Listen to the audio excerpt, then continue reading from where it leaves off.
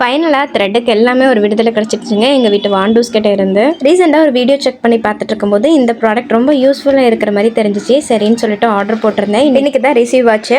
இது வந்து thread box தான். ஸோ யூஸ்வலாக வந்து த்ரெட்டை வந்து ஒரு பாக்ஸில் போட்டு வச்சுருப்பேன். ஸோ அதில் வந்து கொஞ்சம் பிரிஞ்சு வராமல் இருக்கிறதுக்காக நம்மளுடைய ஸ்டிக்கர் போட்டு தான் ஒட்டி வச்சுருப்பேன். பட் ஸ்டிக்கர் போட்டுமே இப்போ வந்து குவாலிட்டி இல்லாத இருக்கிறனால ஒரு 4 or 5 டைம்ஸ் வந்து எடுத்து பார்க்கும்போதே திருப்பி வந்து அது வந்து ஒர்க் ஆகாமல் போயிடுது ஸ்டிக்கர் போட்டு கூட.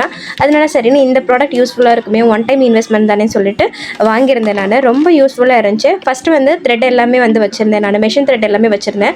பட் என்னன்னா மெஷின் த்ரெட் எல்லாம் வைக்கும்போது கொஞ்சம் லூஸாக இருந்த மாதிரி தெரிஞ்சிச்சு. கொஞ்சம் டைட்டாக எல்லாமே இன்னும் கொஞ்சம் கேப் இருக்க இடத்துலலாம் ஃபிக்ஸ் பண்ணிட்டோம்னா கரெக்டாக இருந்தது.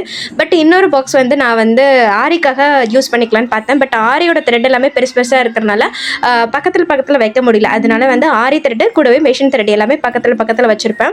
ஆரிக்குமே வந்து அந்த ஷேட் நம்பர் எல்லாமே அந்த பேப்பரோட நான் வச்சுருப்பேன். ஸோ அது எல்லாமே வந்து வச்சு ஃபிட் பண்ணியாச்சு. இதே மாதிரி தான் ஸ்டிக்கர் போட்டு தான் ஒட்டி வச்சு. ஏன்னா த்ரெட் எல்லாம் பிரிஞ்சு நல்லா வந்து கொலாப்ஸ் ஆயிரும். அதனால வந்து இது ஒரு ட்ரிக்கை வந்து ஃபாலோ பண்ணிட்டு இருப்பேன் நான்.